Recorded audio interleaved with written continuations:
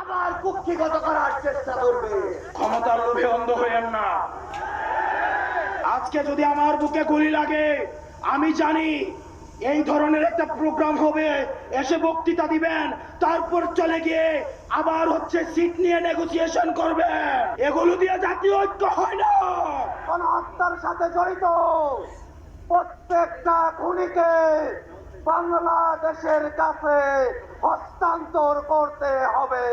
নির্বাচন বানচালের যে কোনো ষড়যন্ত্র রুখে দিতে দেশবাসীর প্রতি আহ্বান জানান আলোচকরা। উনি যদি জাহান্নামে থাকে, জাহান্নাম থেকে এনে আগে আমাদের সামনে দাঁড় করাইতে হবে, তারপর আমরা জাহান্নামে যাবো। ভারতকেও সাবধান থাকতে হবে।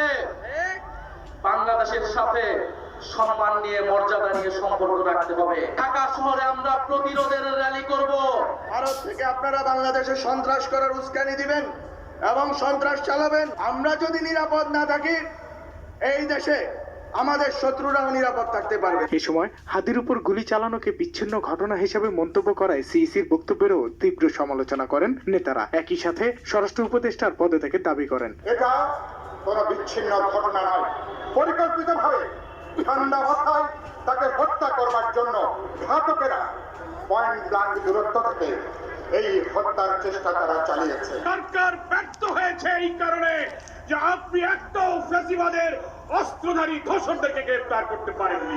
নির্বাচনকে বানচাল করার প্যাকেজ প্রোগ্রামের মধ্য দিয়ে এই দেশকে ভারতীয় আধিপত্যবাদের করগ্রাহ্য বানানোর এই চেষ্টা আমরা কখনো সফল হতে দেব না। তারা যদি ভারতে আশ্রয় নিয়ে থাকে, তাদেরকে 25শে ডিসেম্বরের মধ্যে আপনারা হস্তান্তর করুন, প্রত্যর্পণ করুন। তাহলে বাংলাদেশের প্রতিটি ভারতীয় প্রতিষ্ঠানের বিরুদ্ধে আমরা প্রতিরোধ সংগ্রাম করব। পরে ভারতের আধিপত্যের বিরুদ্ধে রুখে দাঁড়াতে শপথ বাক্য পাঠ করান মাহমুদুর রহমান। বাংলাদেশের প্রশ্নে আমরা অবসীম থাকবো। সাজ্জাদুর রহমান, বৈশাখী সংবাদ।